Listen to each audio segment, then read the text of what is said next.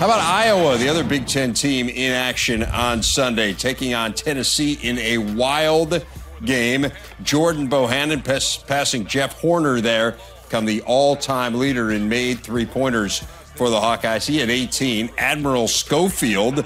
Tennessee led by as many as 25. It was 21 at the break, but back comes Iowa, Sean. And they got Tyler Cook going. He was held in check for long periods of time in the three-point line. Ask Northwestern fans, they don't want to see Jordan Bohannon with the ball in his hands. And then it was Isaiah Moss able to come almost all the way back. They got a gift sending Bohannon to the line, but just an unbelievable performance by Iowa in the second half. So those free throws would tie it at 67. Jordan Bone cannot get it to go. We go to overtime, but in the OT, it was the Vols who took over. Bone for three. They were 3 of 4 from the field in the extra session. Tennessee was up by 5. Grant Williams, outstanding. The pull-up jumper. Tennessee wins it by 6, knocking out the Hawkeyes.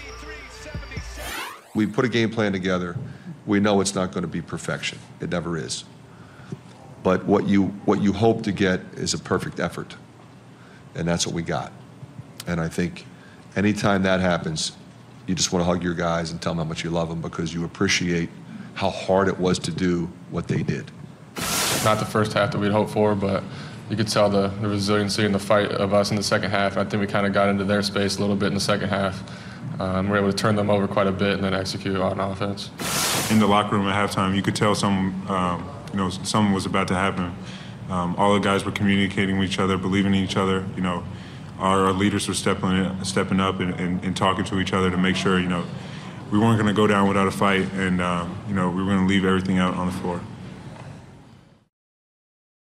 They did not go down without a fight, and it would have been really easy to kind of fold up the tent, Sean, down by 25 points, but a remarkable comeback for the Hawkeyes. What stood out about the effort to you? Well, in the second half in particular, on the defensive end of the floor, that's what hopped out at me. The communication was far more in sync with what you wanted to see if you were an Iowa fan on the defensive end of the floor. And as a result, I think it carried over to the offensive end of the floor, most notably for Tyler Cook. You mentioned the 21-point deficit. That grew to 25 points. It looked like the game was over. But they also started to attack the rim. They kind of swung the ball around the perimeter in the first half, really playing into what Tennessee wanted to do defensively. They were going east-west. Then they started to attack off the dribble. That allowed the draw and the dish. They were able to get to the line a ton, especially in the second half, which has been a hallmark of what they wanted to do. And even though you went to the foul line 32 times and you made 75%, you missed 8 of them. I mean, you're really starting to have to kind of cut and slice to find something negative about that. But when that's a big part of what you do, the game goes to overtime